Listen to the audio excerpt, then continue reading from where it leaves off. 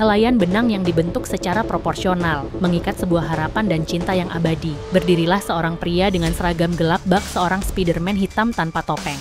Sang penjaga gawang dengan kecintaan yang didapatkan di balik tirai. Di antara jeruji gawang dan sorot mata penonton, ada satu bayangan hitam yang selalu siap menantang nasib. Itulah Lev Yashin, sang pengawal keabadian.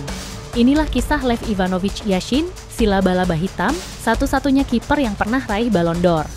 Seorang revolusioner yang ubah cara bermain kiper selamanya. Namun sebelum lanjut, ada baiknya kamu memberikan like dan subscribe terlebih dahulu, agar tidak ketinggalan informasi seputar dunia sepak bola, bersama Merayan Sports.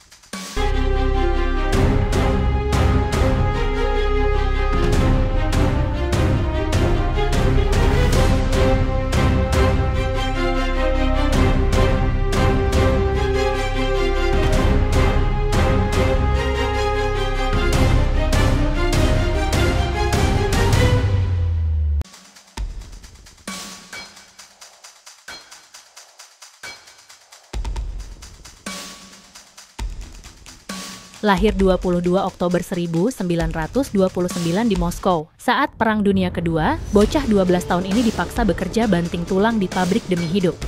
Sesekali ia melihat telapak tangan kecilnya sambil menatap arah bola, tampaknya ia memiliki hasrat untuk memegang bola dengan tangannya sendiri. Sampai suatu hari, dia ditemukan main sepak bola dengan posisi sebagai kiper di tim pabrik. Itu rutin mereka lakukan untuk mendapatkan kesenangan sesaat dan sedikit hiburan di balik Perang Dunia. Awal kecintaannya, Yashin sangat gemar bermain hoki es, namun ia sangat kesulitan mendapatkan porsi bermain yang cukup. Awal perjalanannya jadi kiper Dinamo Moskow sangat berpengaruh untuk masa depannya, dari hoki es menuju kejayaan di sepak bola dunia. 1953 adalah awal ia bergabung dengan Dinamo Kyiv. Sebenarnya ia cukup berprestasi di bidang hoki es. Dia sempat menjuarai Piala USSR 1953. Yashin bukan kiper biasa, dia jadi pelopor sweeper kiper, komando lini pertahanan, turun untuk potong umpan silang, dan sering jadi jenderal area bat. Seolah bola tak pernah lewati jarak jangkau lengan laba-labanya. Lev Yashin.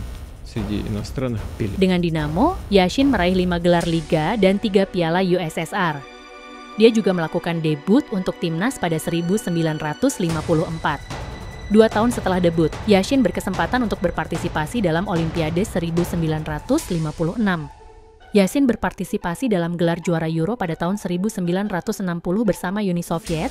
Dia bermain bersama nama-nama seperti Igor Neto dan Valentin Ivanov. Euro 1960 merupakan awal dari pengakuan dunia untuk Yashin. Selain karena turnamen ini pertama kali digelar, dunia juga menyaksikan bagaimana kokohnya tembok Uni Soviet yang dikawal oleh Yashin. Dan pada akhirnya dia dianggap sebagai penjaga gerbang yang membawa takdir manis bagi Uni Soviet. Jeff Hurst scoring 3 goals in the final. Bobby Moore lifting the Jules Rimet. 6 tahun setelah Euro, usianya sudah 36 tahun. Ia ikut dalam Piala Dunia 1966 ketika banyak pemain sudah memasuki masa pensiun. Yashin justru tampil luar biasa dan membawa Uni Soviet menembus babak semifinal. Pencapaian terbaik mereka dalam sejarah turnamen.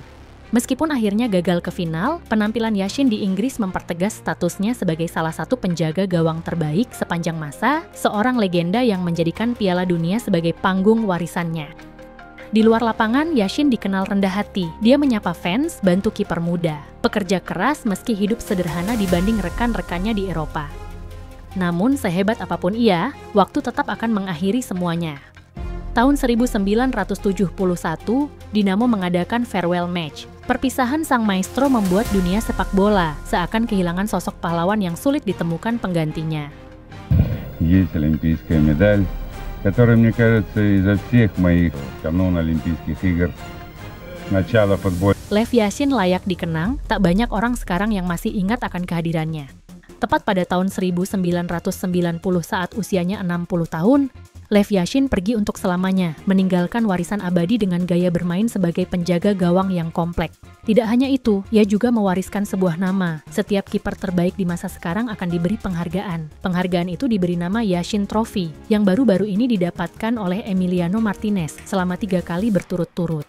Jika dilihat pada sepak bola modern, tak banyak kiper yang bisa menyamai atau paling tidak menyerupai gaya bermain dan skill seperti Lev Yashin. Satu nama yang diakui dunia mengadaptasi gaya bermain Yashin adalah Manuel Neuer atau Thibaut Courtois. Meskipun berbeda, dua nama itulah yang agaknya cocok dianggap menyerupai Yashin. Lev Ivanovich Yashin, dia bukan hanya legenda, tapi peta baru bagi para penjaga gawang. Julukan si Pantera Hitam lekat pada dirinya. Dia adalah legenda kiper yang sulit digantikan, bahkan hingga hari ini.